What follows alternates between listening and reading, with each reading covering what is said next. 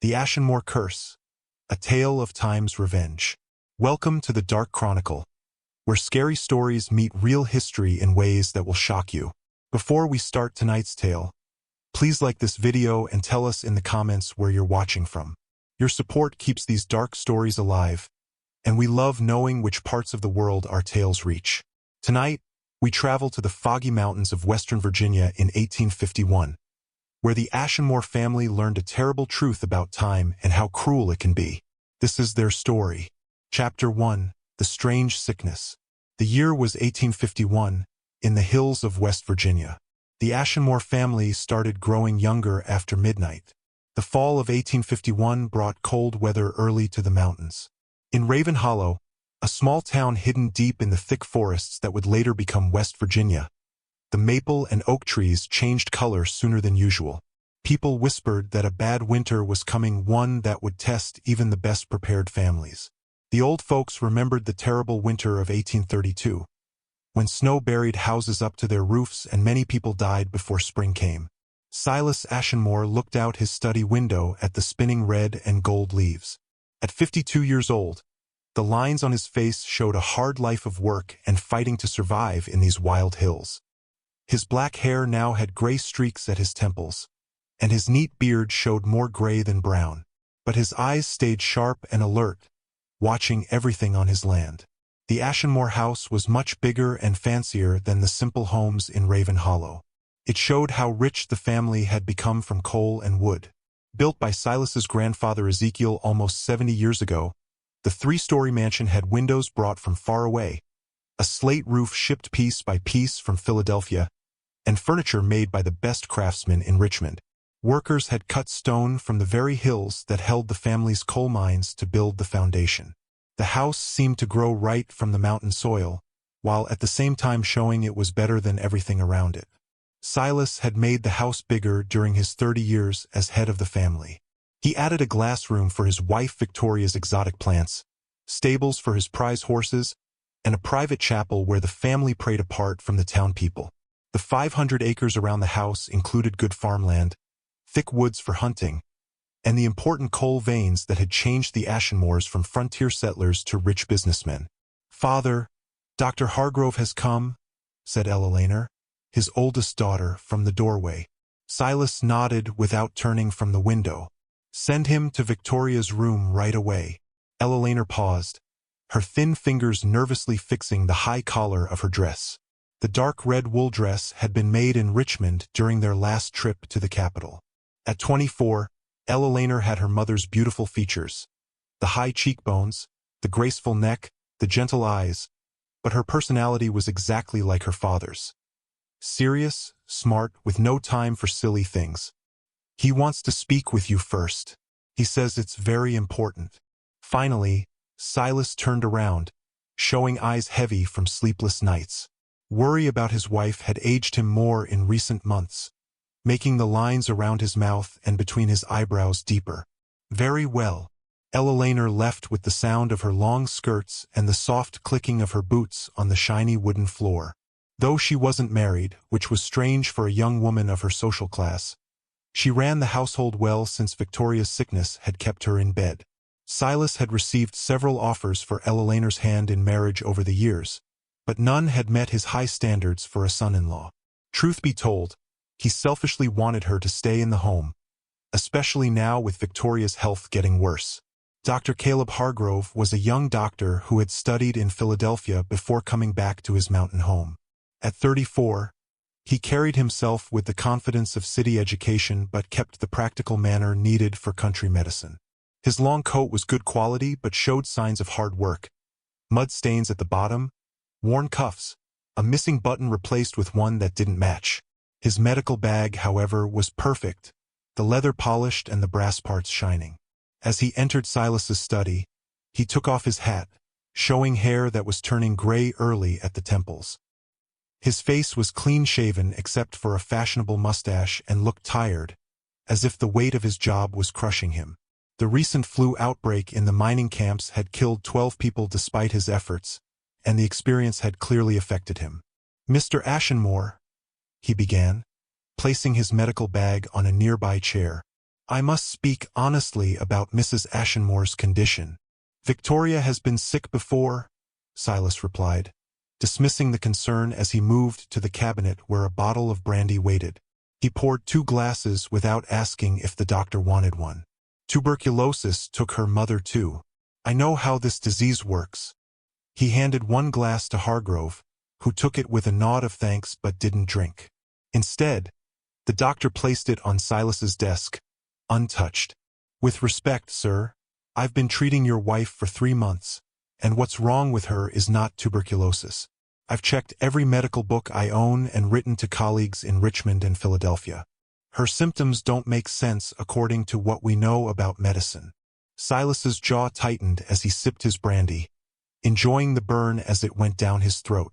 The expensive French liquor had become a nightly habit as Victoria's illness got worse. Explain yourself. Dr. Hargrove ran a hand through his hair, a gesture that showed his deep confusion. When I started treating Mrs. Ashenmore in July, she looked like a 43-year-old woman, which she is. The first symptoms seemed like tuberculosis, the cough, the fever, the weight loss. I gave her the usual treatments. Rest, fresh air when possible, laudanum for the pain. Yes, yes, Silas interrupted impatiently. I remember all this. But then, the doctor continued, not stopping, something impossible happened. Instead of getting worse as expected, Mrs. Ashenmore began to get better. Not in the way patients sometimes improve briefly before dying, but really measurably getting better. Her lung capacity increased. The damage I had found by listening to her chest began to heal. Her strength came back. Surely this is good news, not something to worry about, Silas remarked, though his face stayed guarded. Dr. Hargrove leaned forward, his voice dropping as if he was afraid someone might hear. Mr. Ashenmore, the improvement itself is not what troubles me. It's the kind of improvement. Your wife's physical appearance and energy now suggest a woman of no more than 35 years old. She is not getting worse, Mr. Ashenmore. She appears to be getting younger. A heavy silence filled the room, broken only by the ticking of the grandfather clock in the corner, a family treasure that had kept time for the Ashenmores for 3 generations. The timepiece, made in London and shipped to America before the Revolution, had an elaborately carved case showing scenes from ancient mythology. Kronos, the Greek god of time, was featured prominently, his scythe ready to cut the thread of human life. That's ridiculous, Silas finally muttered, though his voice lacked conviction. Have you been drinking before making house calls, doctor? The accusation hung in the air, insulting in what it suggested, but Dr. Hargrove didn't get angry. Years of dealing with patients and families in distress had taught him to absorb such attacks without fighting back. I assure you, I am thinking clearly, which is why I must ask. Have you noticed anything unusual about your wife's appearance or about any other members of your household? Silas turned back to the window, his back to the doctor. The afternoon light was fading now, the shadows getting longer across the neat lawn where gardeners were covering the more delicate plants to protect them from the coming frost. You may see Victoria now. That will be all. The dismissal was clear. Dr. Hargrove picked up his bag and moved toward the door, but stopped at the doorway. Mr. Ashenmore, I understand this is hard to accept, but I beg you to watch your family closely in the coming days. If you notice anything out of the ordinary, please send for me immediately.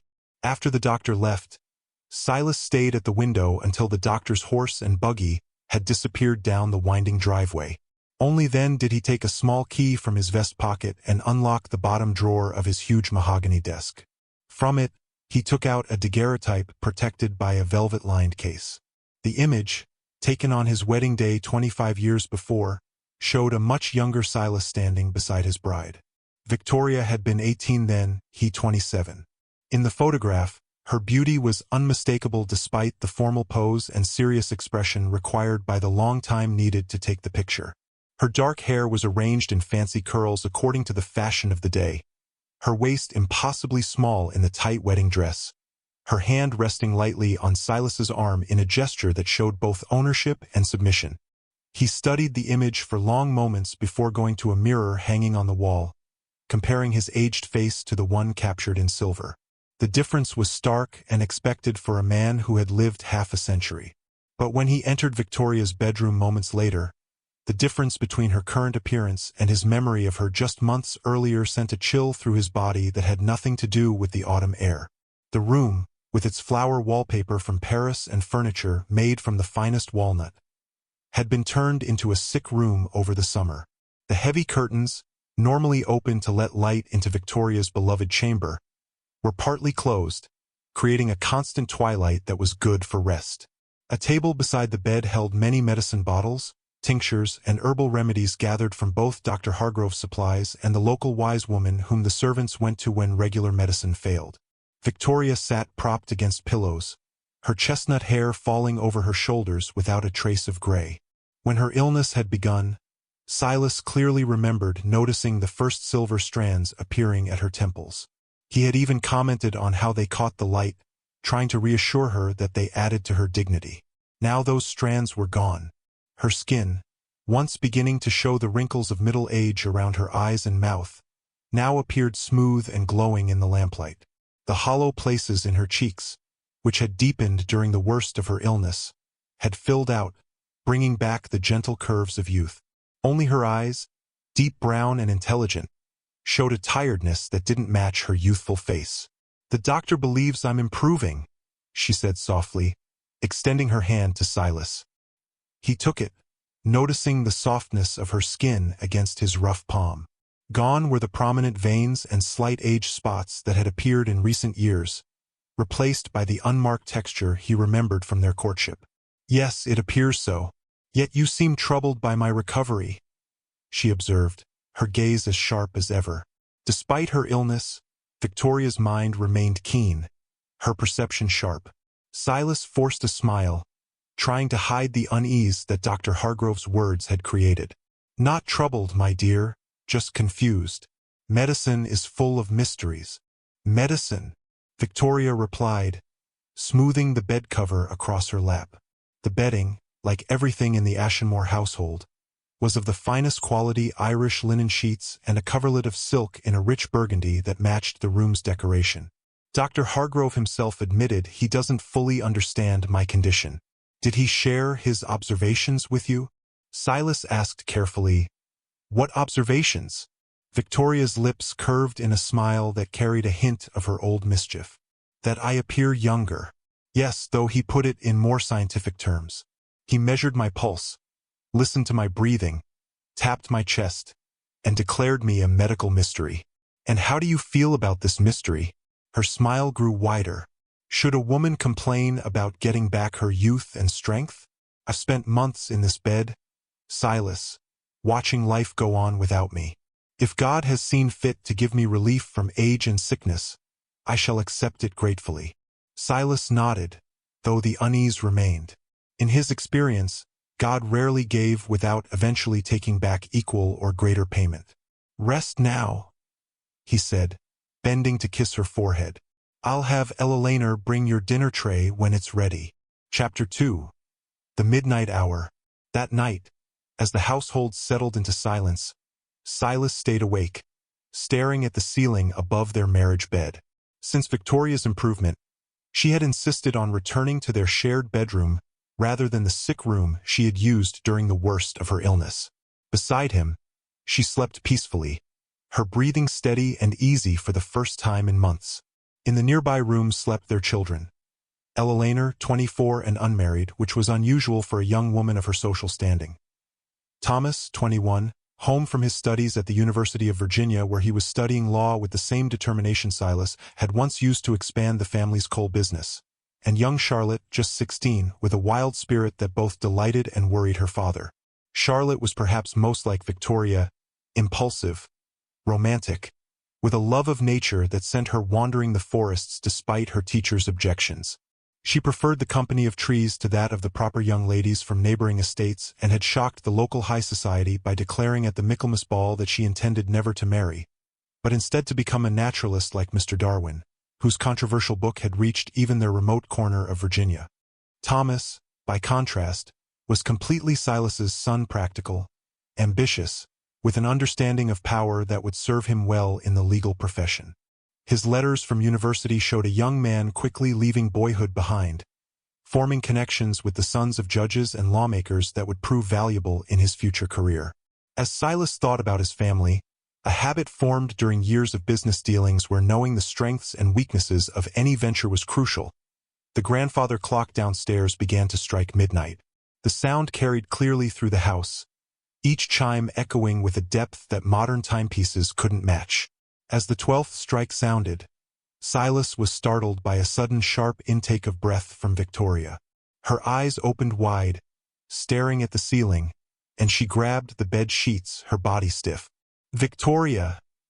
he whispered urgently, sitting up in alarm. She didn't respond, her gaze fixed on something invisible in the darkness. Her lips parted slightly, but no sound came out. Then, as the final chime faded, she relaxed, her eyes closed, and her breathing returned to its peaceful rhythm. Disturbed, Silas lit a candle from the matchbox kept on his bedside table and studied his wife's face in the flickering light. What he saw made him nearly drop the candle holder. Victoria's features had subtly shifted. The faintest lines around her eyes had vanished. Her lips appeared slightly fuller. Her hairline had imperceptibly changed.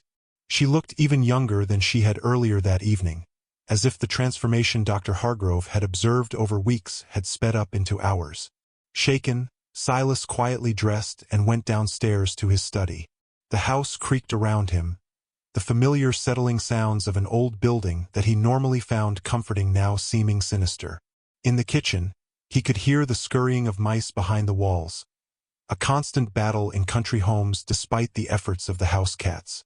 Once in his study, he lit the oil lamp on his desk and got his journal, a practice he had kept since boyhood, recording business deals, family events, and personal observations with careful precision. As he dipped his pen in the inkwell and began to write, documenting what he had witnessed, a terrible suspicion began to form in his mind, one so impossible that he dared not think it fully. Yet as he stared at the words on the page, the conclusion seemed unavoidable.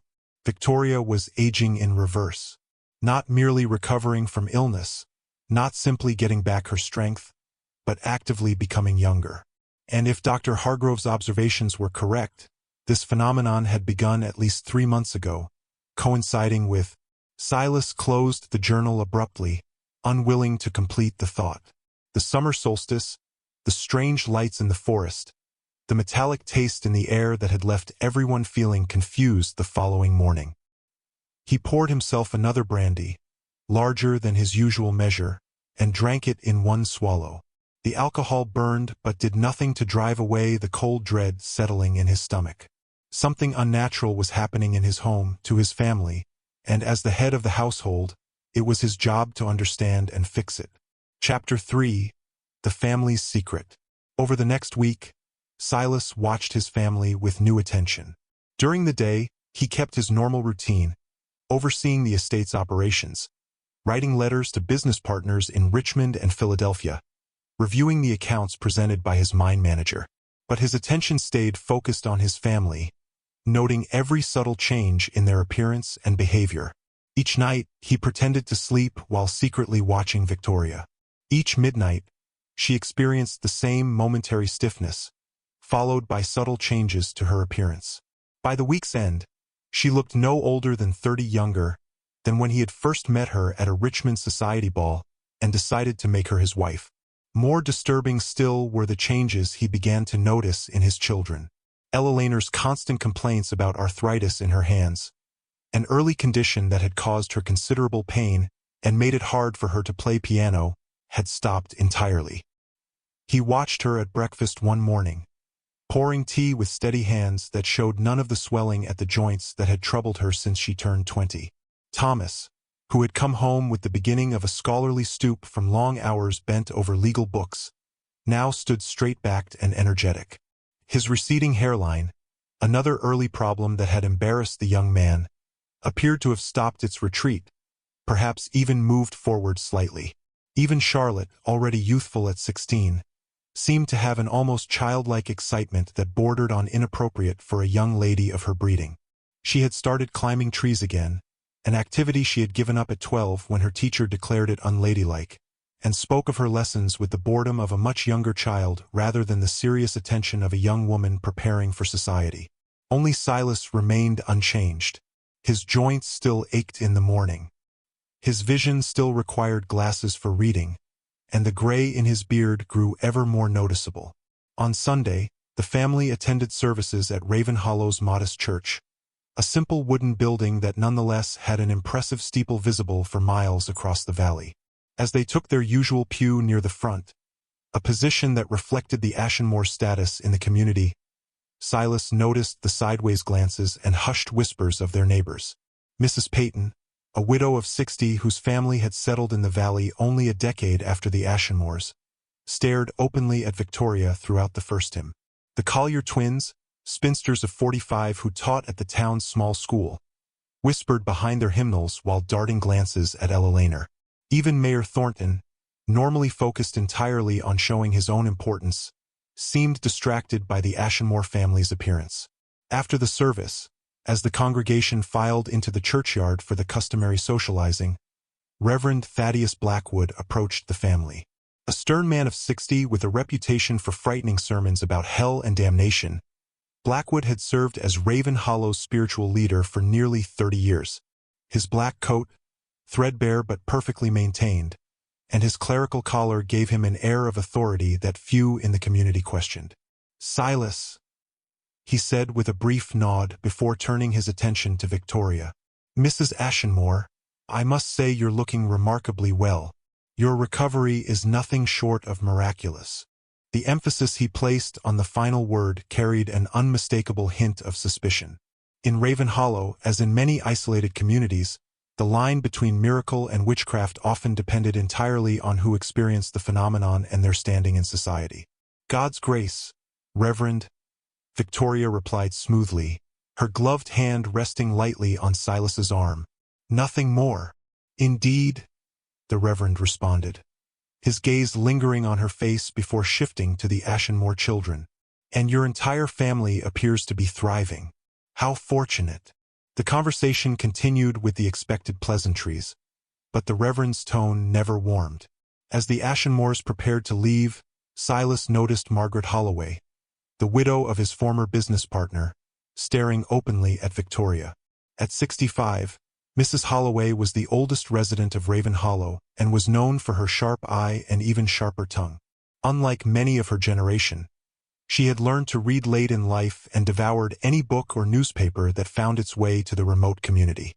"That woman knows something," Victoria murmured as they climbed into their carriage, a handsome vehicle built in Philadelphia with the Ashenmore crest discreetly painted on the door. "What could she possibly know?" Silas asked, though the question was directed more at himself than his wife. Victoria's eyes met his with an intensity that startled him. "Perhaps it's time we had a conversation about what's happening to me. To all of us except you, it seems." The family rode home in silence, each lost in their own thoughts. Thomas stared out the window at the passing countryside, absently running a hand through hair that seemed thicker than it had been a week ago. Ella Laner examined her hands, flexing fingers that moved with a suppleness they hadn't possessed in years. Charlotte hummed a children's tune that she should have outgrown long ago, swinging her feet in a manner most improper for a young lady approaching womanhood. Chapter 4. The Truth Revealed. That evening, after the children had gone to their rooms, Silas and Victoria sat before the fire in his study. Outside, an unseasonable fog had descended, covering the estate in ghostly white that pressed against the windows like a living thing seeking entry. "I know you've been watching me at night," Victoria began, her hands folded calmly in her lap. The firelight cast her in a golden glow, emphasizing the youthful contours of her face.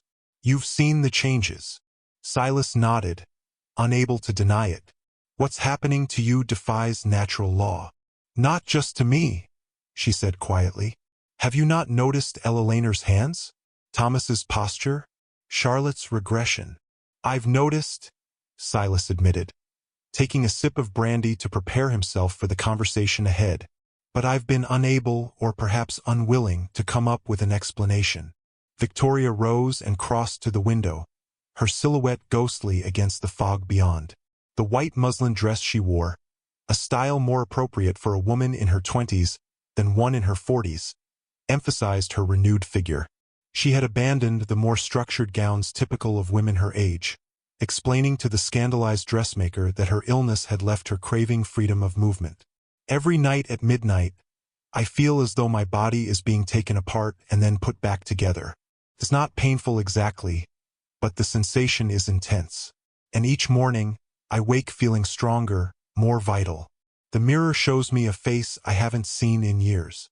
"You're aging in reverse," Silas said flatly, finally giving voice to his suspicion. "Yes," Victoria agreed without hesitation. "And so are our children. But why not me?" Silas demanded, a note of desperation entering his voice. "What separates me from the rest of you?" Victoria turned from the window, her expression unreadable in the shadows. She returned to her chair, moving with a grace that reminded Silas of their courtship when he had watched her dance at society balls and imagined her as the mother of his children. "I believe it began the night of the summer solstice. Do you recall the strange lights in the woods, the metallic taste in the air?" Silas remembered. The family had gathered on the porch after dinner, enjoying the mild June evening when they had noticed an unusual glow among the trees at the edge of the property. The light had pulsed with a bluish tint unlike anything produced by lantern or bonfire. They had thought it was heat lightning, though it had been unlike any storm Silas had witnessed in his years in the mountains. "You and the children went to investigate," Victoria continued. "I remained behind with my illness. When you returned, you all seemed excited, feverish almost." "We found nothing," Silas insisted, rising to pour another brandy. His hand trembled slightly, causing the bottle to clink against the glass. "Just a strange glow among the trees that disappeared as we approached. And yet, shortly after, my tuberculosis began to fade. Elelanor's arthritis improved. Thomas stood straighter. Charlotte became more childlike." Silas ran a hand through his graying hair, dislodging a few strands that fell unnoticed to the carpet. "If what you suggest is true, if you are all aging backwards, then where does it end? Will you simply continue growing younger until you vanish from existence?" Victoria's voice was barely audible. "I don't know." They sat in silence for some time, the only sounds the crackling of the fire and the occasional settling of the house around them. Finally, Victoria spoke again. "There's something else, Silas. Something I haven't told you." He looked up sharply. "What?" "I've been having dreams every night since the solstice. Dreams of a stone circle in the forest, older than our family, older than this country. And in the dreams, there are others like us, people aging backward, returning to youth, to childhood, to nothingness." Silas felt a chill that had nothing to do with the autumn air. "Just dreams, Victoria. Products of an imagination made active by illness and recovery." "Are they?" she challenged gently. "Last night I dreamed of a woman named Millicent. She wore clothing from the previous century and called herself Ezekiel Ashenmore's wife." The brandy glass slipped from Silas's fingers, shattering on the hearth. "My grandfather's wife was Constance, my grandmother." "Yes," Victoria nodded. "The woman in my dream said Constance was his second wife, that she Millicent was the first, and that she had borne him 3 children before they all grew too young to remain in public view." Silas stared at her, his mind racing. His grandfather Ezekiel had established the family in Raven Hollow, building the original section of the house and opening the first coal mine. Silas had been 10 when the old man died and retained only fragmentary memories of a stern patriarch who rarely smiled and never spoke of the past. "This is absurd," he declared, though a terrible suspicion had taken root in his mind. "I would have known if my grandfather had a previous family." "Would you?" Victoria asked. "How much do any of us know of our family histories beyond what we're told? How many secrets die with each generation?" Silas had no answer for her. Chapter 5: The Hidden Room. The next morning, Silas rose early, leaving Victoria still sleeping peacefully. Despite the late-night conversation and disturbing revelations, he had duties to attend to. The estate would not manage itself regardless of supernatural occurrences. After breakfast, he went to his study to review the monthly accounts from the coal mine. Production had decreased slightly due to flooding in the lower tunnels, but prices in Richmond remained strong, ensuring continued profitability. As he made notes for his mine manager, a knock came at the door. "Enter," he called, expecting Ella with questions about household matters. Instead, it was Thomas who appeared, looking oddly hesitant. At 21, his son should have projected the confidence of emerging manhood. Instead, he shifted from foot to foot like a schoolboy awaiting punishment. "Father, might I have a word?" Silas gestured to the chair opposite his desk. "Of course. Is something troubling you?" Thomas sat, his posture perfect despite his evident discomfort. "I've been experiencing unusual symptoms, changes that I cannot explain through natural means." "Go on," Silas encouraged, setting aside his ledger. "My hairline," Thomas began, running a hand through his dark locks. "A month ago at university, I was distressed to note it receding like your own. I had resigned myself to early baldness as a family trait. But now—" He leaned forward, showing his father his forehead, where indeed the hairline appeared to have advanced rather than retreated. "And my eyesight," he continued. "I've required glasses for reading since age 16. Yet yesterday, I found I could read the smallest print in your law books without them." Silas nodded slowly. "Have you noticed anything else? Any sensations at a particular time of day?" Thomas's eyes widened slightly. "How did you know?" "Each midnight I experience a moment of suspension, as though my body freezes while something within it rearranges itself. And afterward, I feel younger, more energetic, less burdened by the concerns that seemed so pressing at university." "Your mother has observed the same phenomenon," Silas admitted. "As has Ella, I suspect, though she hasn't spoken of it directly. And Charlotte most of all. Have you not noticed how her behavior has regressed? She acts more like a child of 12 than a young woman of 16. Thomas nodded grimly. "I found her in the nursery yesterday, playing with dolls she hasn't touched in years. When I questioned her, she seemed confused, as though she couldn't understand why this behavior might be inappropriate for her age." "Did you experience anything unusual on the night of the summer solstice?" Silas asked. "When we investigated the lights in the forest?" A shadow crossed Thomas's face. I'm not certain. My memories of that night are strangely fragmented. I recall the lights, the decision to investigate, the walk into the woods. But after that—" He trailed off, his brow furrowed in concentration. "There's something about stones, a circle of stones. But whenever I try to focus on that memory, it slips away like water through cupped hands." The description matched Victoria's dream so precisely that Silas felt his skin prickle with fear. "These changes," he said carefully, "do they frighten you?" Thomas considered the question, his expression thoughtful. "Strangely, no. They should, by all rational understanding, but instead I feel a sort of anticipation, as though I'm returning to a state of being more authentic than adulthood." The words chilled Silas more than any expression of fear would have. Before he could respond, another knock came at the study door. "Yes," he called, his voice sharper than intended. The door opened to reveal Johnson, the butler who had served the Ashenmore family for nearly 30 years.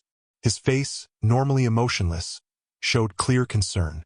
"Begging your pardon, Mr. Ashenmore, but you have a visitor. Mrs. Holloway is asking to see you on a matter she describes as most urgent." Silas and Thomas exchanged glances. "Show her to the morning room," Silas instructed. "I'll be there directly." After Johnson departed, Silas turned back to his son. "We will continue this conversation later. For now, I suggest discretion. There's no need to alarm the household further until we better understand what's occurring." Thomas nodded and rose to leave. At the door, he paused. "Father, one more thing. You don't appear to be experiencing these changes. Why do you think that might be?" "I wish I knew," Silas replied honestly. "I truly wish I knew." Silas needed to see the locked room in the east wing. The mansion had expanded over generations, with Ezekiel's original structure serving as the central block to which Silas's father and Silas himself had added wings. The east wing, built during his father's time, contained guest bedrooms, a music room, and several storage spaces for items considered valuable but not in regular use. The locked room stood at the end of the corridor, its door a heavy oak panel, distinguishable from the others only by its lack of use. Dust had settled in the carvings of its frame, and the brass keyhole showed no scratches from recent entry. Silas tried his master key, but as expected it didn't fit. This lock would require a specific key, one he had never seen in the ring passed down from his father. He returned to his study and methodically searched each drawer of his desk, then the cabinet where important documents were stored, and finally the small safe concealed behind a landscape painting of the estate. No key. As a last resort, he examined the grandfather clock, recalling that his father had sometimes hidden important items within its case. Behind the pendulum, attached to the wood with a small nail, he found it, a tarnished brass key of unusual design, its bit featuring intricacies he had never seen in modern locksmithing. Returning to the east wing, Silas inserted the key into the lock. It turned with surprising ease, as though recently oiled despite the dust suggesting long disuse. The door swung open silently, revealing a room that defied his expectations. Rather than the scientific equipment his father had claimed, the chamber contained what appeared to be a child's nursery frozen in time.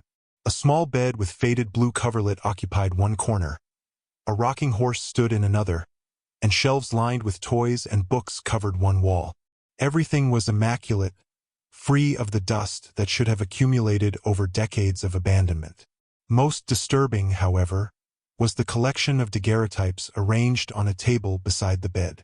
Silas approached with mounting dread, lifting the first frame to examine it in the light from the corridor. The image showed a family group, a man, a woman, and 3 children, arranged in the formal pose typical of early photographic portraits. The man, unmistakably Ezekiel Ashenmore despite his youth, stood behind a seated woman holding an infant. To either side of her chair stood 2 older children, perhaps 8 and 6 years of age. Silas set down the first image and lifted another. This one showed only the woman Millicent, presumably, but she appeared noticeably younger than in the family portrait, her face rounder, her eyes wider with an almost childlike quality. The third daguerreotype showed the oldest child alone, a girl who should have been approaching adolescence but whose image captured a much younger child, perhaps 5 or 6. With growing horror, Silas examined the remaining photographs, each documenting the reverse aging of Ezekiel's first family. The final images were the most disturbing: Millicent as a girl no older than 10, the children as toddlers or infants, and then nothing. No images documenting their final regression to nothingness. Beside the daguerreotypes lay a journal bound in burgundy leather, its pages yellowed with age but the ink still clearly readable. Silas opened it with trembling hands, immediately recognizing his grandfather's handwriting, the same precise script that appeared in the family Bible and on the original deed to the property. The journal began conventionally enough, with accounts of Ezekiel's arrival in the mountain wilderness and his discovery of coal deposits that would form the foundation of the family fortune. But as Silas turned the pages, the entries grew increasingly disturbing. June 21, 1790. Midsummer. The ancient stones revealed themselves tonight as the local wise woman promised they would. Millicent and the children accompanied me to the circle. The ritual proceeded as instructed. The offering was accepted. May God forgive me, though I fear he will not. July 15, 1790. Millicent has begun to change. Her consumption, which doctors in Williamsburg declared terminal, has reversed itself entirely. She grows stronger daily but also younger. The lines that parenthood etched around her eyes have vanished. Her hair, which had begun to gray prematurely, now shines as black as coal. She does not question this miracle, accepting it as divine intervention rather than the bargain it truly is. August 30, 1790. Josephine has now begun to show signs of the regression. At 8 years, she should be preparing for the responsibilities of young womanhood. Instead, she has abandoned her needlework and returned to playing with dolls. Her speech has simplified, Her handwriting deteriorated. Millicent sees nothing amiss, insisting this is merely a phase of childhood. She herself now appears no older than 20, though she is in fact 32. The entries continued in this vein, documenting the steady regression of each family member. By December, according to Ezekiel's account, Millicent appeared to be approximately 16, Josephine 5, Augustus 3, and baby Rebecca had seemingly vanished entirely, described in the journal as returned to the elements from which she came. The final entries were the most chilling. January 20th, 1791. Millicent no longer recognizes me as her husband. She addresses me as Sir, and asks when her parents will come to collect her. She appears no older than 12 now. I have hidden her in the east wing to prevent questions from the servants. February 15th, 1791. Josephine vanished in the night. One moment she was sleeping in her bed, a child of perhaps 3 years in appearance, and the next nothing. Not even an indentation in the bedclothes to suggest she had ever existed. Only I remember her now. Even Millicent, when I asked after her daughter, looked at me with confusion and asked, "What daughter?" March 10th, 1791. Augustus followed his sister into nothingness last night. Millicent, now appearing no older than 8, did not notice his absence. She spends her days playing with imaginary friends in the nursery, drawing pictures of a stone circle she should have no memory of. Time grows short for her as well. April 3rd, 1791. Millicent is gone. I knew it would happen, have been preparing myself for months. Yet the finality of it strikes me with unexpected force. Last night, as the grandfather clock struck midnight, I watched her fade from view, becoming transparent and then translucent, until nothing remained but a faint outline that itself dissolved with the final chime. The bargain is complete. The land has its sacrifice, and I have my prosperity secured by blood and time. May God have mercy on my soul, for I shall never forgive myself. Silas closed the journal, his hand shaking so violently that he nearly dropped it. The parallels to his family's current situation were unmistakable. The summer solstice, the stone circle, the mysterious lights, the reverse aging beginning with recovery from illness. History was repeating itself, exactly as Margaret Holloway had warned. But why now? What had triggered this cycle to begin anew after nearly 60 years? As he replaced the journal and backed out of the room, a terrible realization struck him. The summer solstice of 1851 had marked 61 years since Ezekiel's ritual 61, a number of significance in many ancient traditions. Perhaps the land's hunger returned on this schedule, demanding new sacrifices at regular intervals. And Silas, unknowingly, had led his family into the same trap his grandfather had set deliberately. He locked the door and pocketed the key, his mind racing. If Margaret Holloway was correct, his family would continue to regress until they, like Ezekiel's first family, vanished entirely from existence. But unlike his grandfather, Silas had no intention of accepting this fate for his loved ones. There must be a way to break the cycle, to reverse the regression, or at least halt its progress. Chapter 6. The Widow's Warning. Margaret Holloway waited in the morning room, a space primarily used for receiving callers of middling importance. The widow sat rigidly on a damask-covered sofa, her black dress, the morning clothes she had worn since Harold Holloway's death 5 years prior, a stark contrast to the room's light and airy decoration.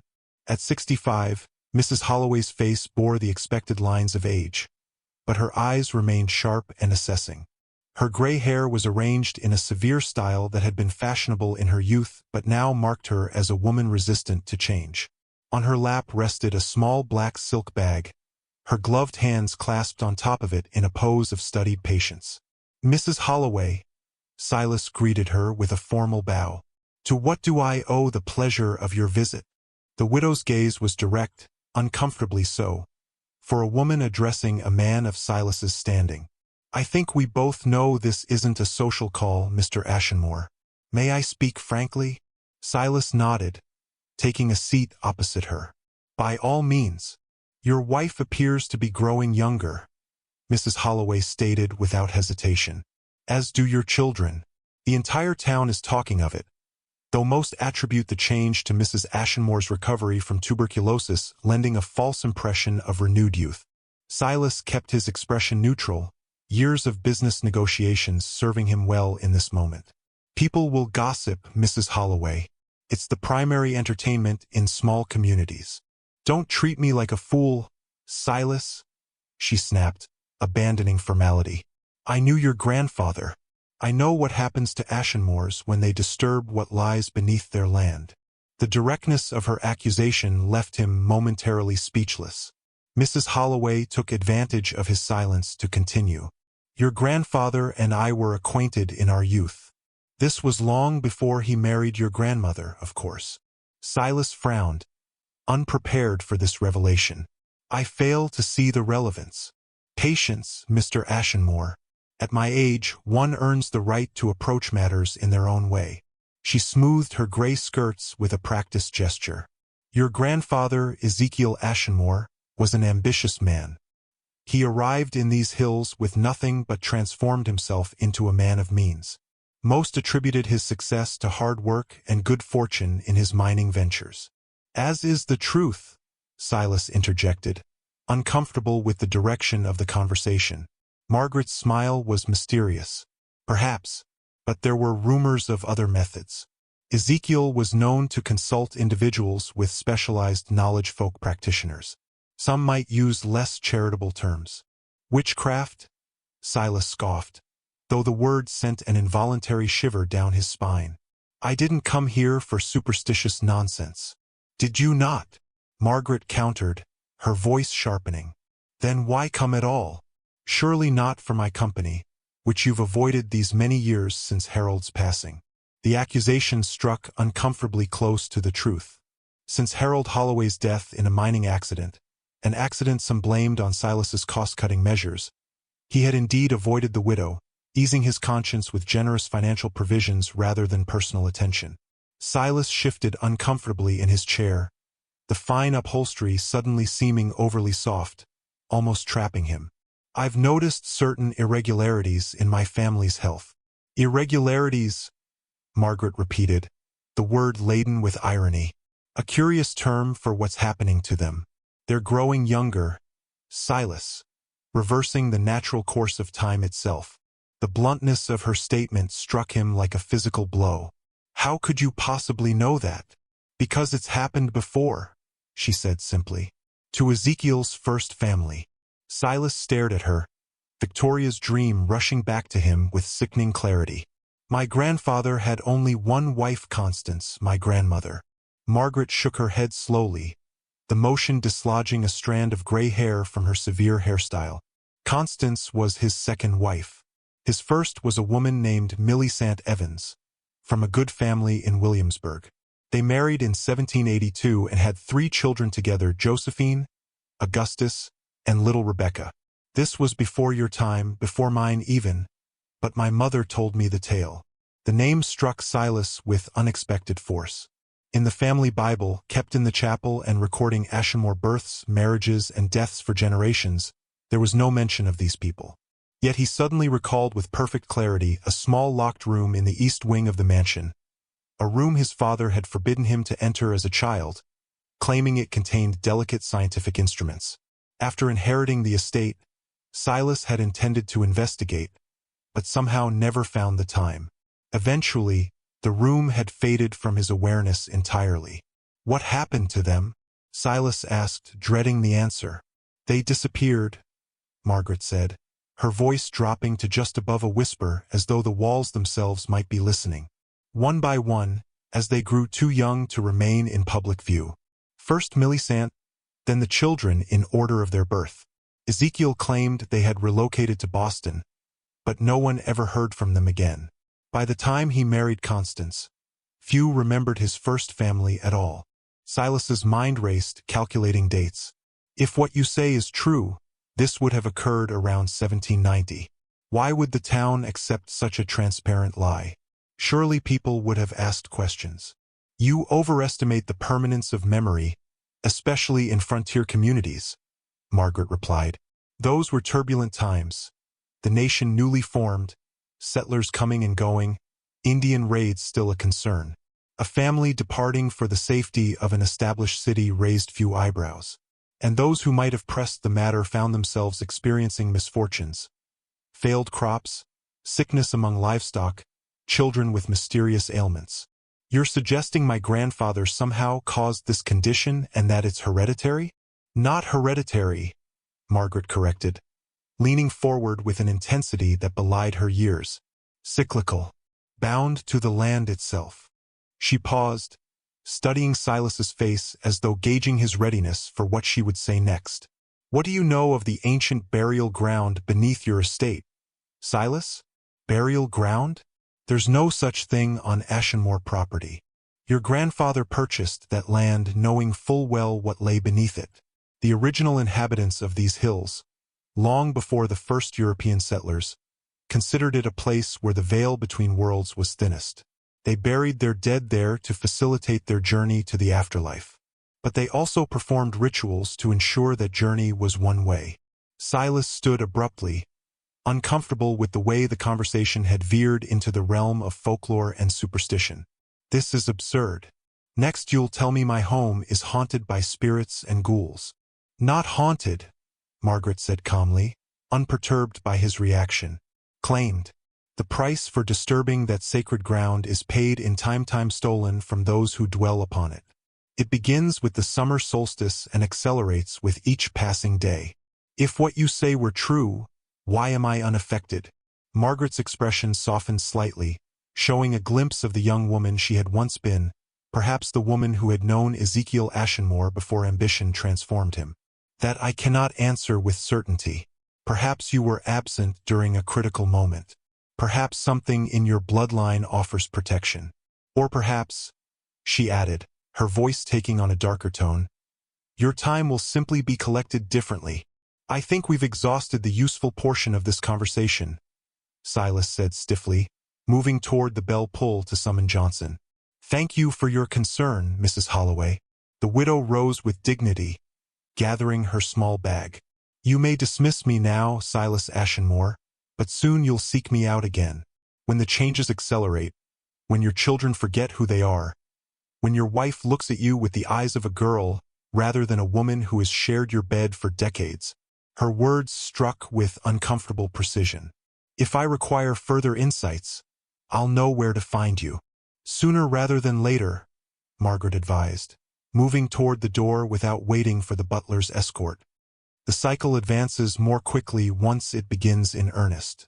By Michaelmas, your wife may appear younger than your daughter. By Christmas. She left the sentence unfinished, the implication hanging in the air between them. Chapter 7, The Stone Circle. After Margaret Holloway's departure, Silas remained in the morning room, his thoughts in chaos. The widow's tales of buried indigenous grounds and temporal disturbances strained belief, yet they aligned disturbingly well with the changes he had observed in his family. Could there be truth to her outlandish claims? Had his grandfather truly sacrificed his first family to some ancient power beneath the Ashenmore estate? And if so, was history now repeating itself with his own wife and children? That afternoon, while riding his horse along the property boundaries to inspect the mining operations, Silas was thrown when his animal suddenly reared, startled by something he couldn't perceive. He was thrown to the ground, his head striking a rock.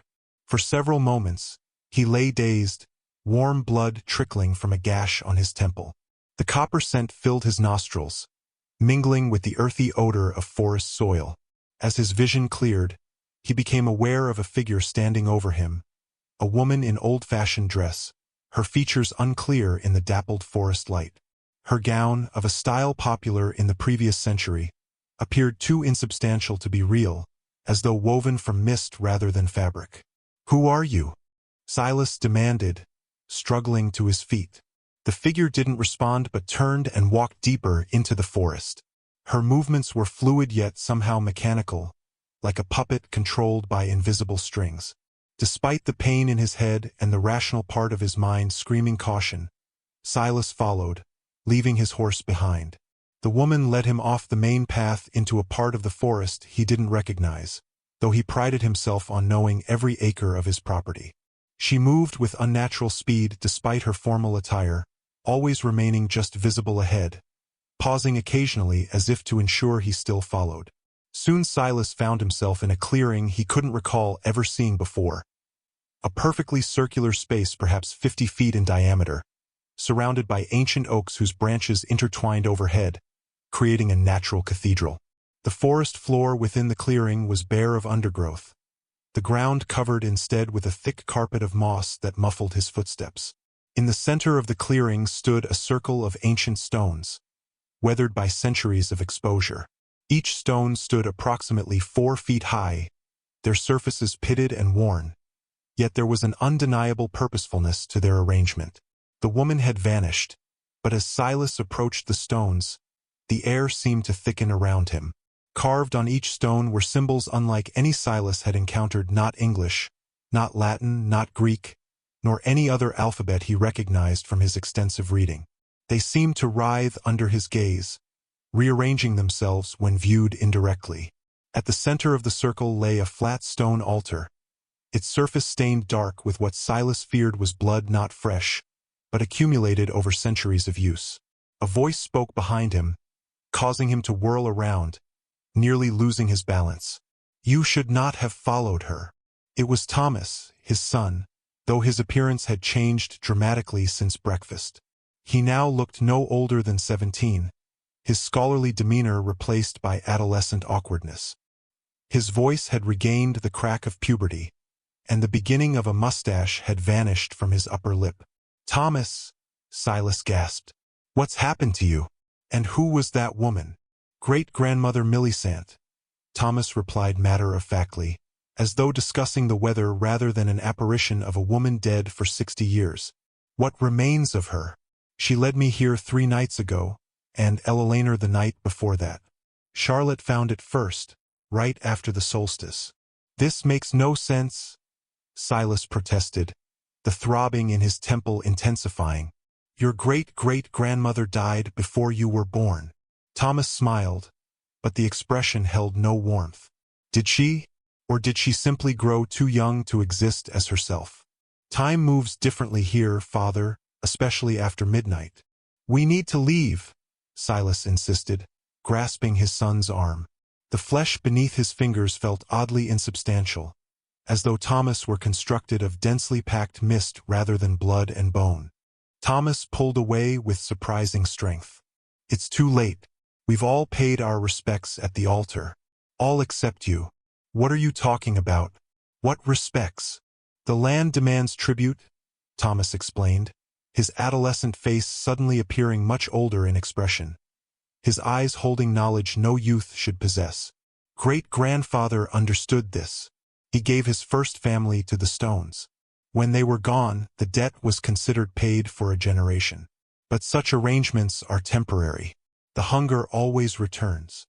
Silas backed away, his heart pounding painfully against his ribs. "This is madness. You're not well, son. Let me take you home." "Home?" Thomas laughed, the sound echoing unnaturally in the clearing. "We are home, more truly now than ever before. Don't you understand? The estate was never truly ours. We've just been borrowing it." A twig snapped behind Silas. Turning, he saw Elelaner and Charlotte entering the clearing from opposite sides.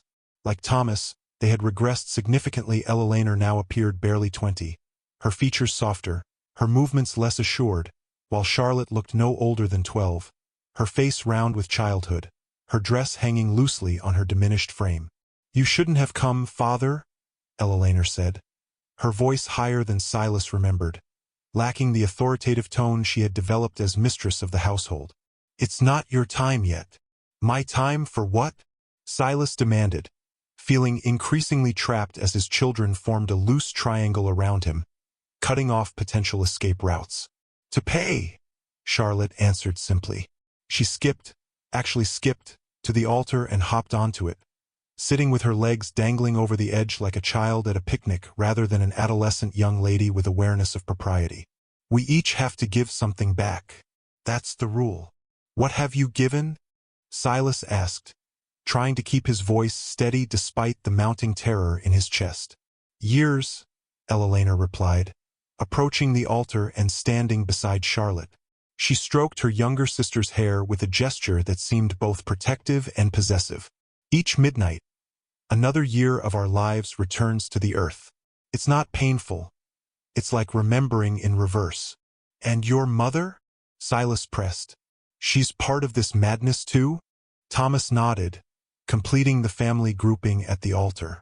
Mother was the first to understand. She embraced it, said it was like being unburdened one day at a time. And what happens when you've given all your years? Silas asked, though he feared he knew the answer from his grandfather's journal. When you've regressed beyond birth? We continue, Charlotte said cheerfully, swinging her feet against the ancient stone. Backward through time until we're nothing at all, and then we become part of the stones, just like great-grandmother and all the others. I won't allow this, Silas declared, his initial fear giving way to protective rage. We'll leave this place, sell the estate, move west. There's nothing binding us here. Eleanor's expression turned pitying. We can't leave, Father. We've tried. The fog always brings us back. The stones won't release what belongs to them. As if to emphasize her point, fog began to thicken around the clearing, swirling in unnatural patterns. Silas thought he glimpsed figures moving within it, vague human shapes of various sizes, from fully grown adults down to crawling infants. The mist seemed to form and reform these shapes continuously, as though the entities within it were caught in an endless cycle of growth and regression. Come home with me, he pleaded, extending his hands to his children. Let me help you. You can't help us, Thomas said, his voice gentle despite the finality of his words. But soon you'll join us. The stones are merely waiting for the right moment to claim you too. Silas turned and fled, crashing through the underbrush with no regard for direction. Branches whipped his face, drawing fresh blood that mingled with that from his temple wound. The fog seemed to part before him, then close behind, hurting him rather than impeding his progress.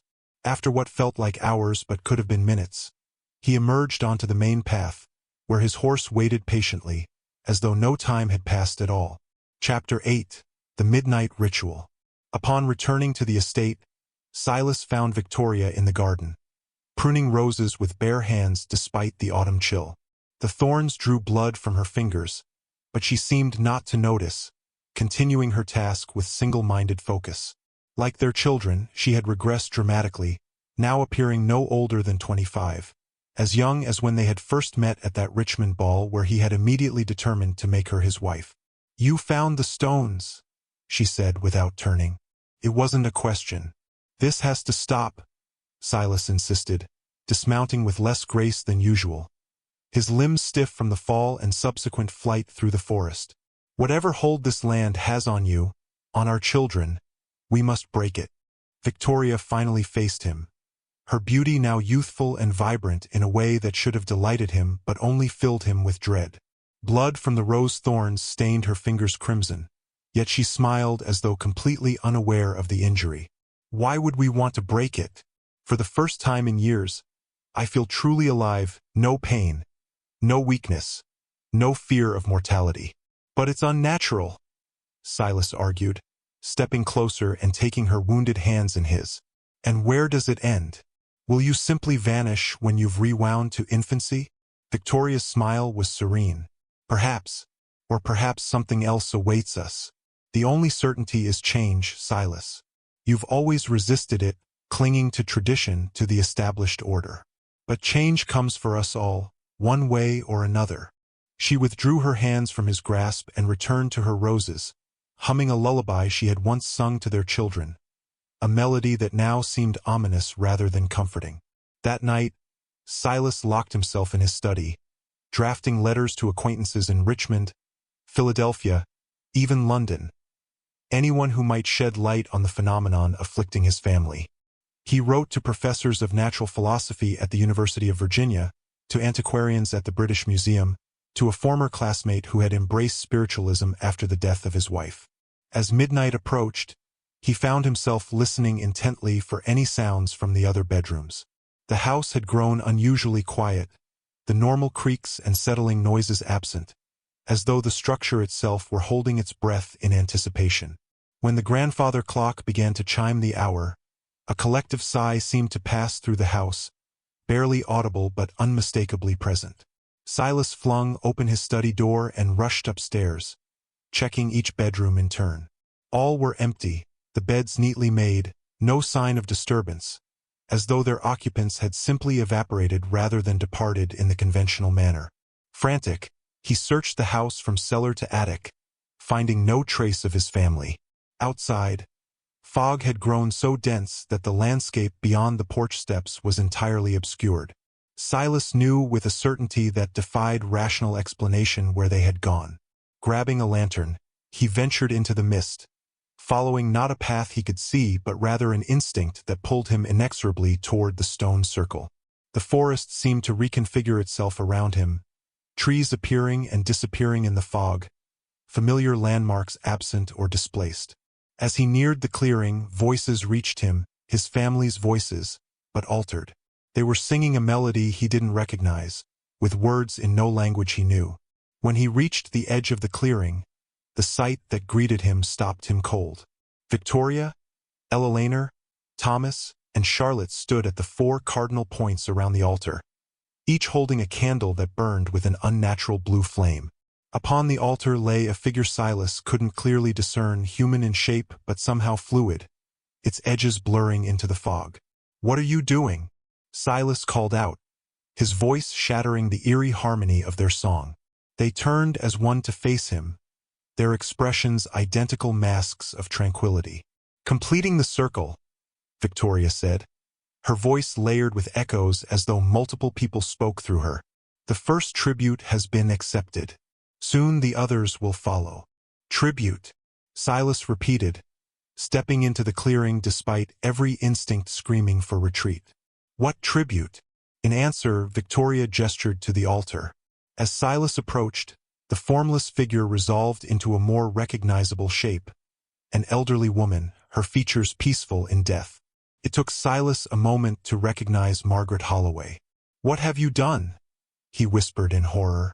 "We've done nothing," Thomas replied, his voice similarly altered by echoes. "She came willingly, said she'd been waiting decades for this moment." "The widow knew the old ways," Charlotte added, her voice now that of a much younger child despite her adolescent appearance. "She understood the bargain." "What bargain?" Silas demanded. "Speak plainly." "One life freely given," Eleanor explained, her candle flame flaring higher with each word, "buys freedom for another.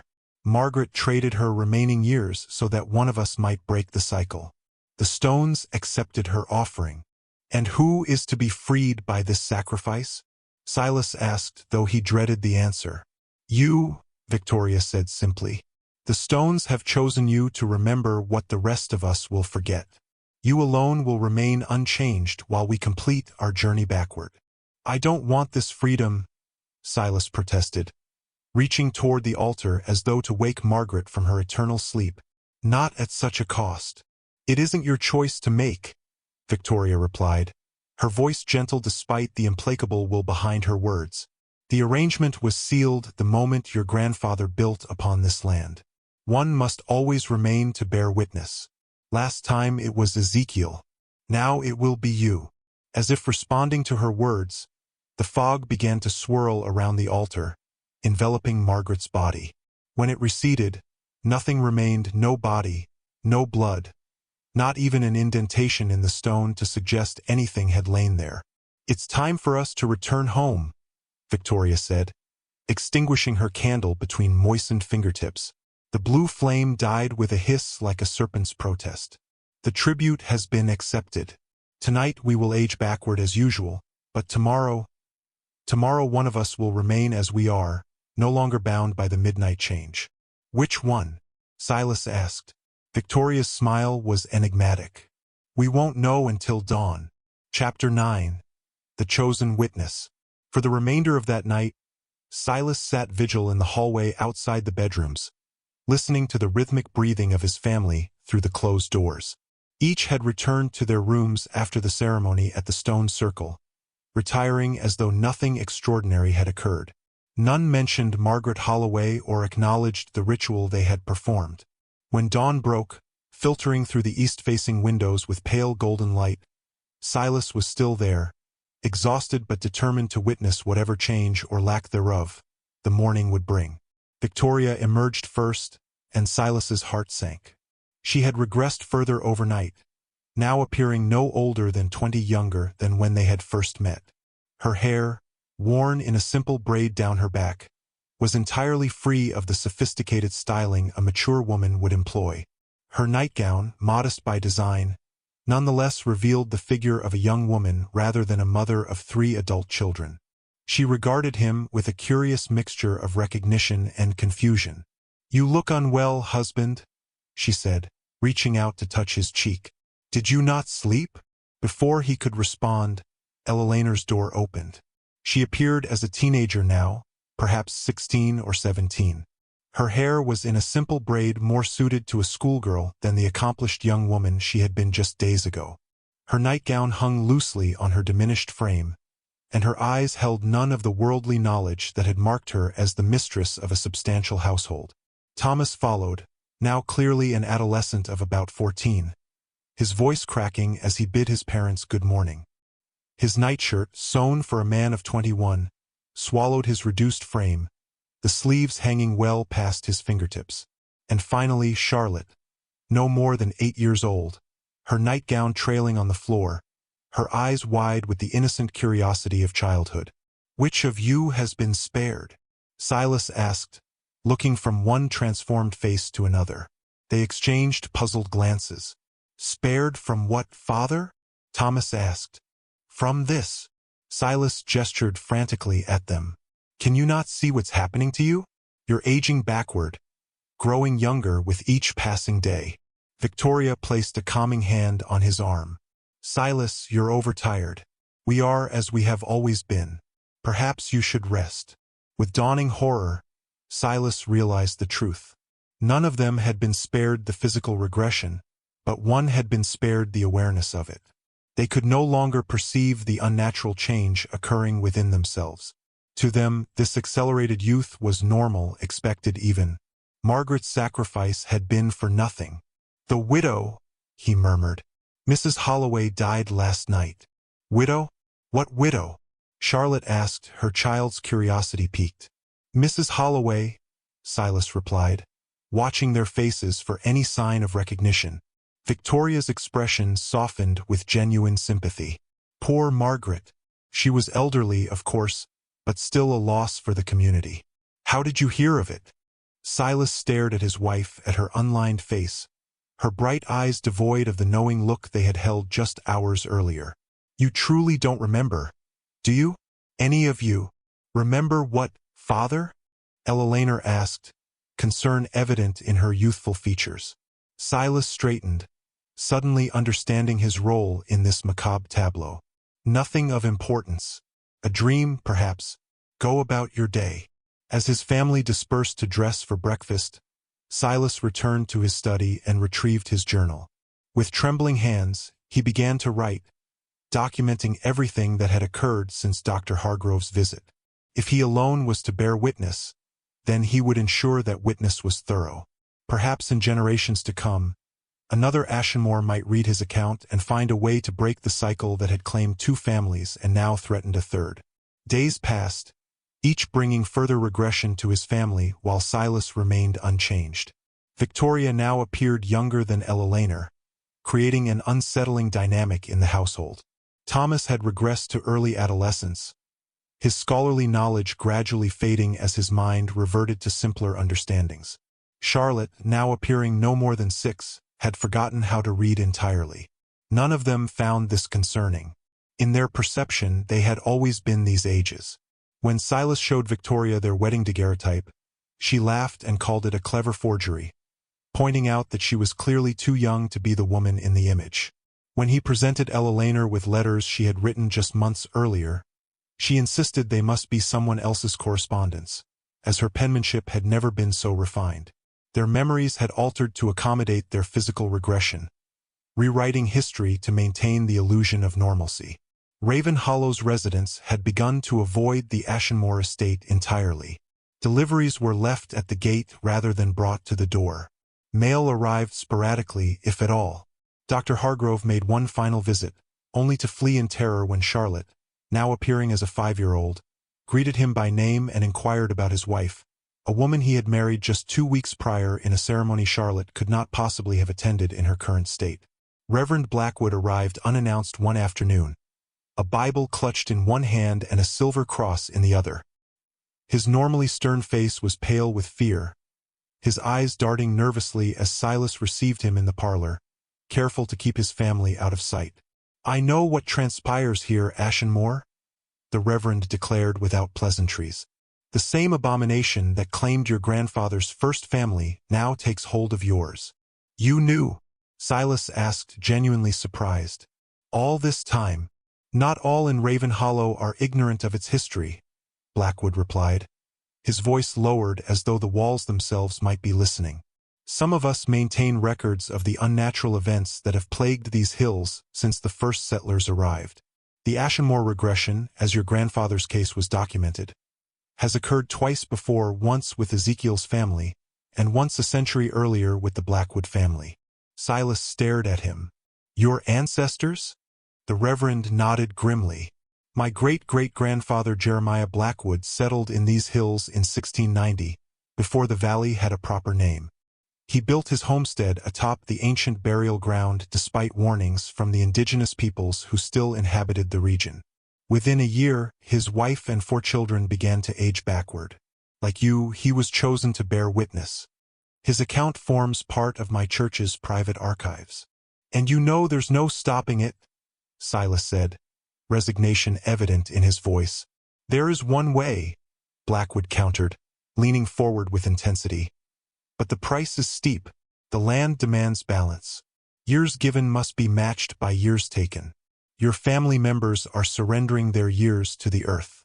To free them, an equal number of years must be surrendered by another. Margaret Holloway attempted such a sacrifice," Silas revealed. "It failed." The Reverend's expression darkened. "Margaret was not the proper vessel. The balance must come from the witness, from you, Silas. Your accelerated aging to match their regression, a year for a year until equilibrium is restored." "I would age decades in weeks," Silas protested. "No human body could withstand such stress." "Precisely why few choose this path," the Reverend confirmed solemnly. "Most witnesses simply watch their families fade from existence, recording their regression for future generations to heed. And my grandfather, Ezekiel, he chose to watch? So the records indicate. He lived to the age of 93, wealthy beyond measure, but utterly alone. Is that the fate you choose, Silas?" Chapter 10: The Desperate Gamble. After Blackwood's departure, Silas returned to the stone circle, this time in broad daylight. The fog that typically shrouded it had temporarily lifted, revealing the ancient structure in all its weathered grandeur. In daylight, the symbols carved into the stones seemed dormant, their writhing quality replaced by static lines and curves that appeared almost decorative rather than mystical. "I know you can hear me," Silas called out to the empty clearing. "Whatever entity or force inhabits this place, I demand audience." Silence answered him, broken only by the distant call of a crow. No matter. He knew they were listening, the stones, the land, the accumulated spirits of those claimed by the regression over centuries. "My family is innocent," he continued, his voice rising. "Whatever bargain my grandfather struck, they had no part in it. Take me instead all my remaining years. Take them, but release them from this unnatural regression."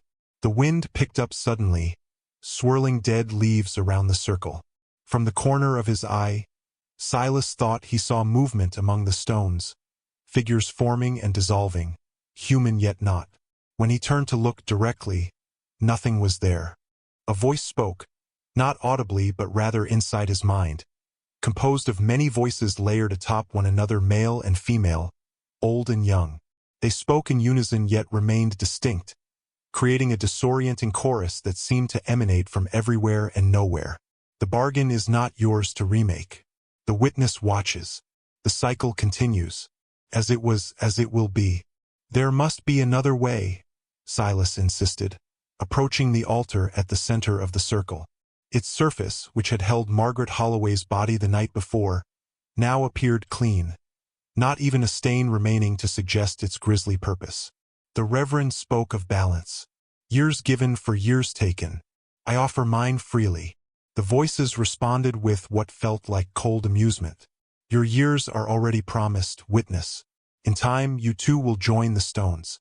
But not until you have seen the cycle complete. And what of my family? What becomes of them when they have regressed to nothingness? They return to the beginning. Join those who came before. Become the fog, the stones, the very air you breathe. They become trapped here, Silas translated. Forever, not trapped, transformed, as all must be in the end. A terrible clarity came to Silas then, a realization of what his grandfather had done and what he himself must now do. If I destroy the stones, he said slowly, what happens to those already claimed? The voices went silent, and in that silence, Silas found his answer. Chapter 11: The Long Journey. The next morning, Victoria had regressed to late adolescence, looking no older than 17. Eleanor appeared to be about 12, Thomas 9, and Charlotte merely 3. Their regression was accelerating, the midnight changes now claiming multiple years rather than just one. Silas gathered them in the parlor, studying their transformed faces. Despite everything, they were still his family, still possessed of the essential qualities that defined them, even as their physical forms and memories altered. Victoria still moved with the grace that had first captured his attention, though now it was the awkward grace of a girl rather than the assured movements of a woman. Eleanor retained her analytical mind, though now applied to childhood lessons rather than household management. Thomas's determination remained, redirected toward boyhood pursuits rather than legal studies. And Charlotte's love of nature persisted, though expressed through childish wonder rather than scientific inquiry. I need to travel to Richmond, he announced. Business matters require my attention. I should return within a fortnight. Victoria, now younger than when they had first courted, looked concerned. Must you go now? Winter approaches, and the roads will soon be treacherous. It cannot be delayed, Silas insisted, avoiding the direct gaze of his wife. In her current form, she resembled too closely the young woman he had fallen in love with, creating an unsettling dissonance between memory and reality. I've made arrangements for your care in my absence. Mrs. Peterson from the village will check on you daily. This was a lie. No one from Ravenhollow would approach the estate now, but his family, in their altered perception, would not realize this until after his departure. Before sunrise the following day, Silas loaded a wagon with supplies and set off, not for Richmond, but for the nearest major port at Norfolk. There he used the last of the Ashenmore fortune to book passage on a vessel bound for Boston, and from there to London. His destination was the British Museum, where he had learned from previous correspondence that texts existed regarding ancient Celtic and pre-Celtic stone structures similar to the one on his property. If answers existed anywhere, they would be found among the scholars and antiquities of Europe. The journey took months rather than weeks. Winter storms delayed his Atlantic crossing, and illness confined him to bed upon his arrival in London. By the time he finally reached the British Museum in the spring of 1852, Silas had aged visibly, his hair now completely gray, new lines etched deeply into his face, his once imposing physique diminished by the hardships of travel and the weight of his mission. Dr. Ambrose Fleming, the museum's expert on megalithic structures, received Silas in his cluttered office, surrounded by charts, maps, and fragments of stone tablets. The scholar was a small, wiry man with glasses that magnified his eyes to owl-like proportions and a perpetual stoop from decades bent over ancient texts. Fascinating, the scholar remarked after Silas had related his story, omitting only the supernatural elements that would strain academic credulity. You say these stones form a perfect circle with an altar at the center, and they bear inscriptions in an unknown language? Yes, Silas confirmed, withdrawing a folded paper from his coat and spreading it on Fleming's desk. I've sketched what I could remember of the symbols. The academic studied the drawings, his expression growing increasingly grave. Mr. Ashenmore, these markings are remarkably similar to those found on certain Pictish stones in northern Scotland. However, they also bear resemblance to symbols documented in Appalachian cave systems, predating European settlement by centuries. What do they mean? Silas pressed. Fleming hesitated, removing his glasses and polishing them with a handkerchief, a gesture that seemed designed to buy time for consideration rather than address any actual smudges on the lenses. Translations are speculative at best, but they appear to reference a ritual of chronological transference.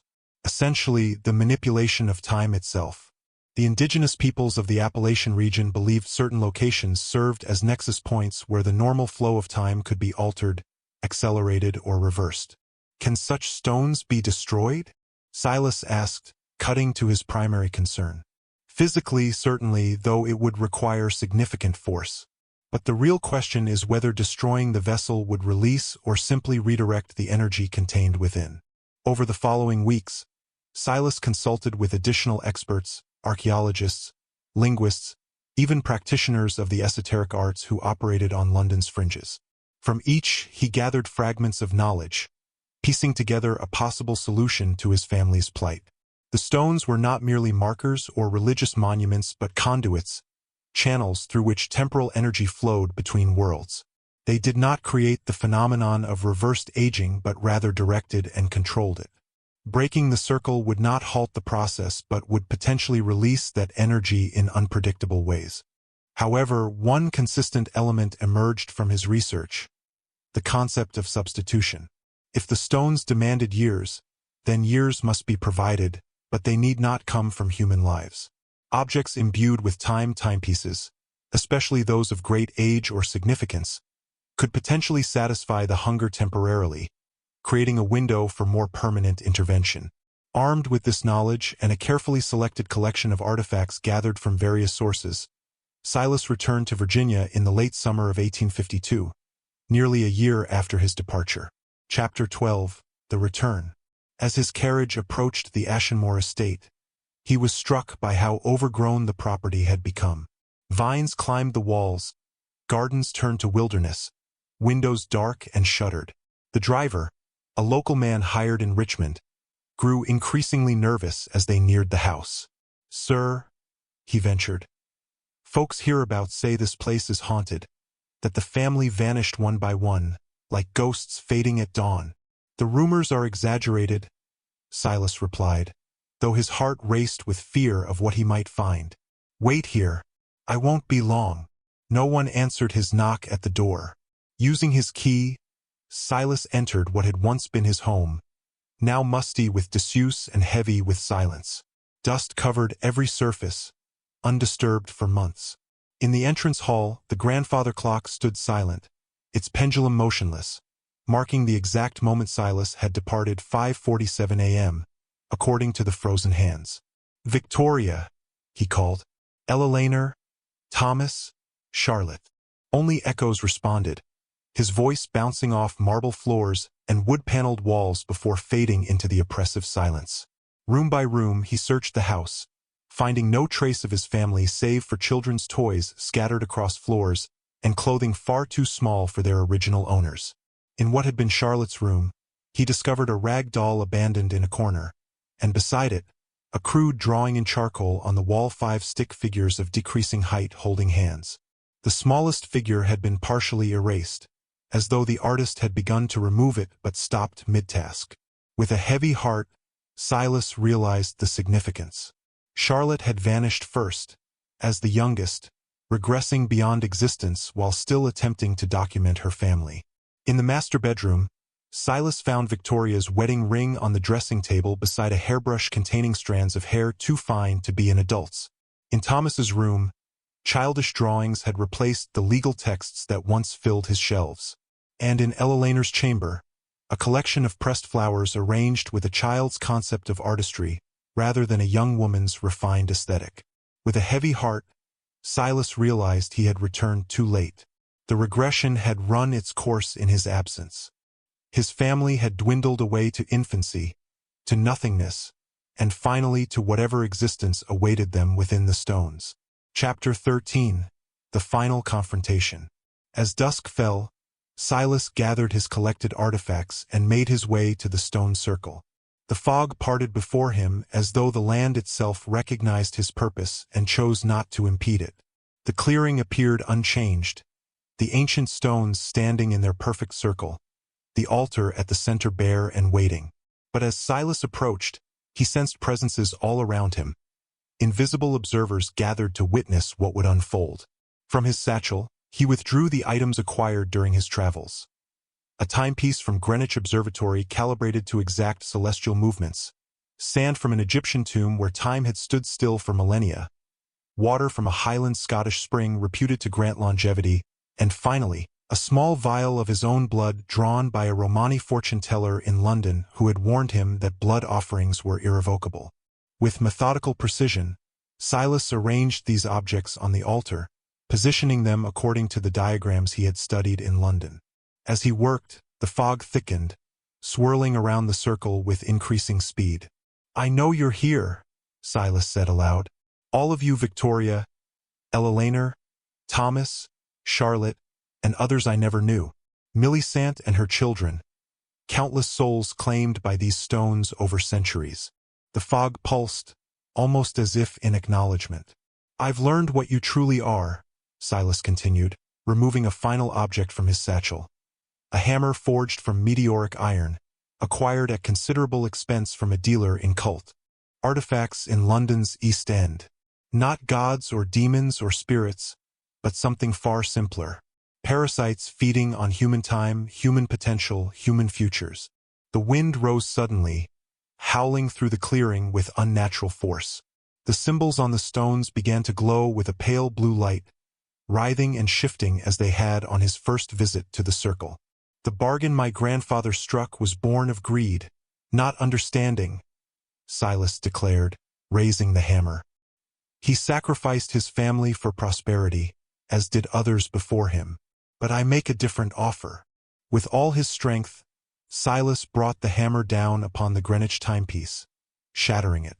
The broken gears and springs scattered across the altar, mingling with the Egyptian sand and Scottish water. As the timepiece broke, a shock wave seemed to pulse outward from the altar, momentarily flattening the fog. "I offer an ending," Silas announced to the unseen presences. "Not years of human life, but centuries of mechanical time. Not blood of innocence, but that of the willing." He uncorked the vial of his blood and poured it over the broken timepiece, watching as the red liquid seeped into the sand, turning it dark. The voices returned to his mind, now frantic and discordant. "This is not the bargain. This is not the cycle. The witness cannot interfere."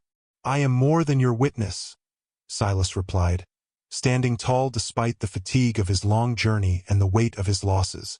"I am your reckoning." With the hammer, he struck the nearest standing stone, chipping its edge.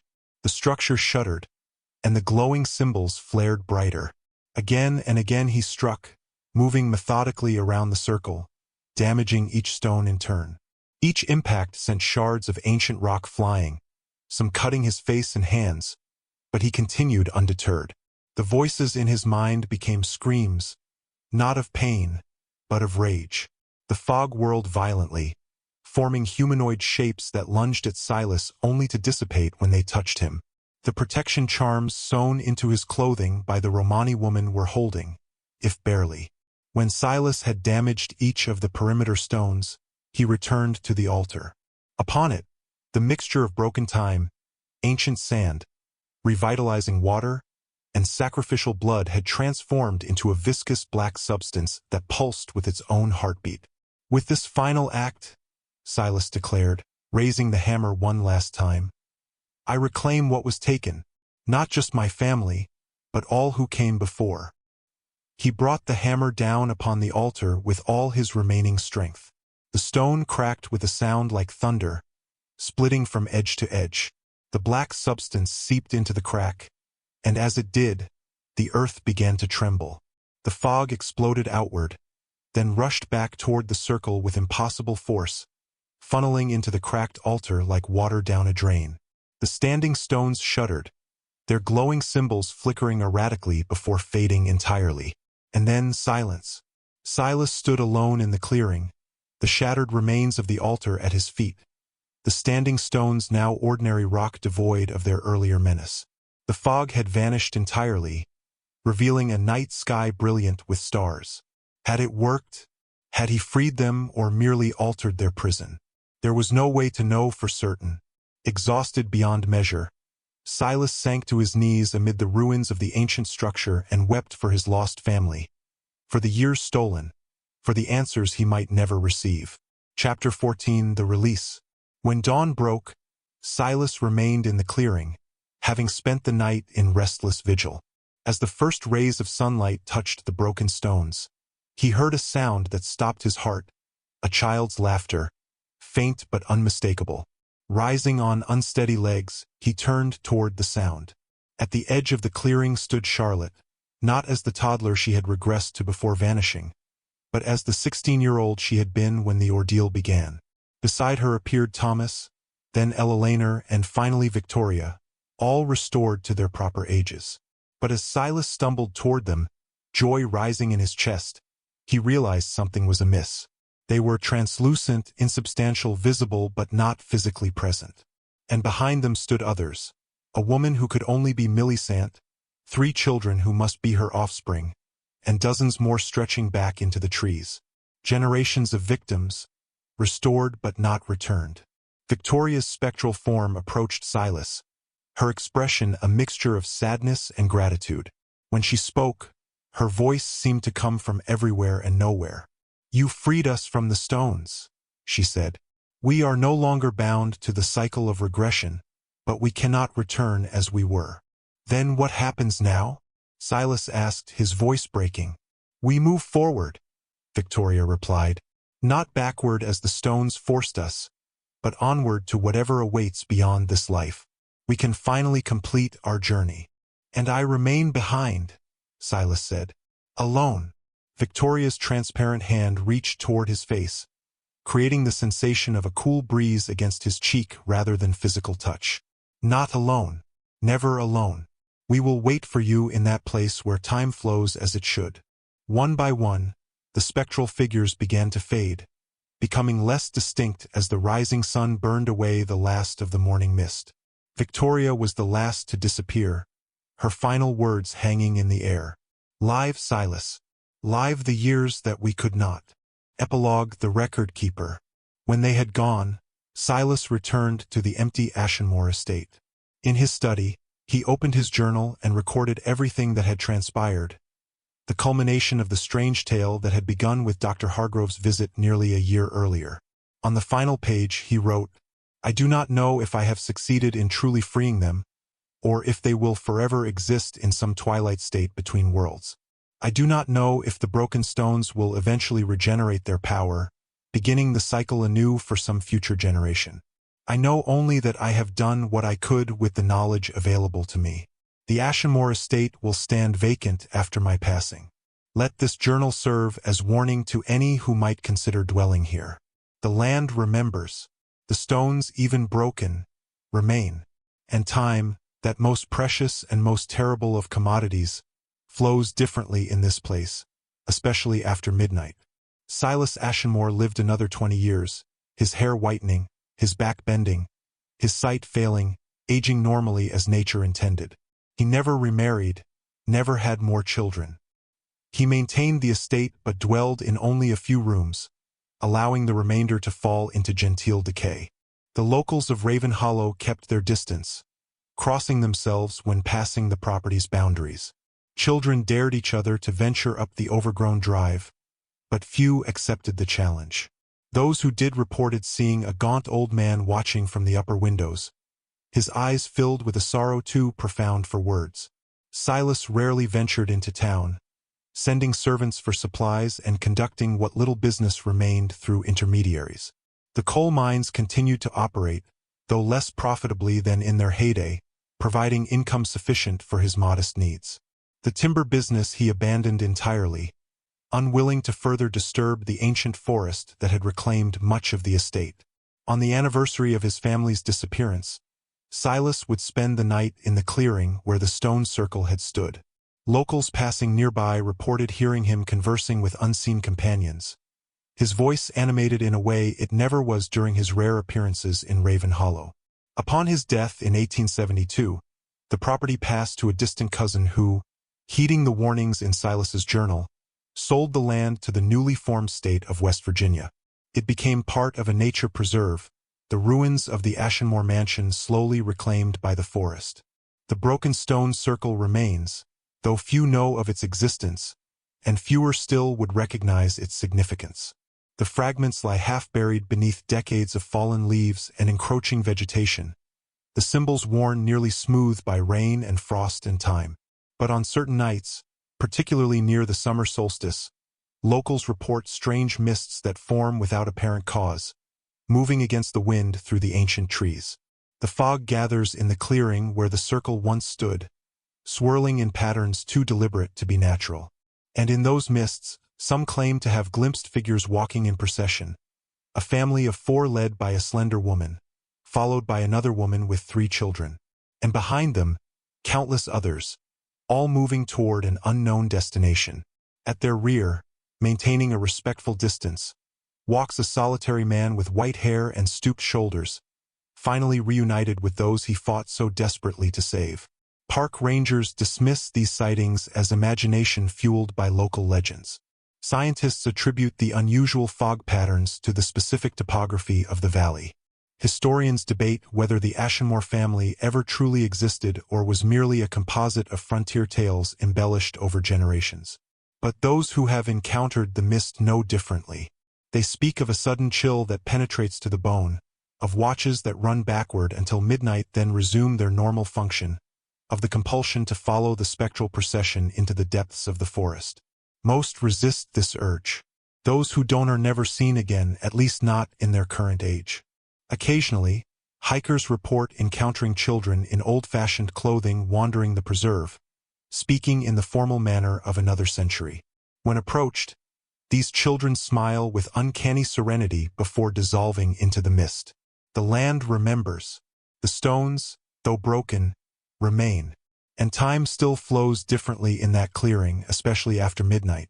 So if you find yourself in the forests of West Virginia, near what was once Raven Hollow, and you encounter an unusual fog after midnight, turn back. Return to the safety of electric lights and modern certainties. For in that mist walks the Ashenmore family, forever suspended between ages, between worlds, between seconds on a cosmic clock that ticks to rhythms we were never meant to comprehend. If you enjoyed this tale from the Dark Chronicle, please like this video and subscribe to our channel for more historical horrors from America's haunted past. And let us know in the comments where you're watching from. We're always curious to learn which corners of the world our stories reach. Until next time, remember to check your clocks at midnight. You never know when time might start flowing in the wrong direction.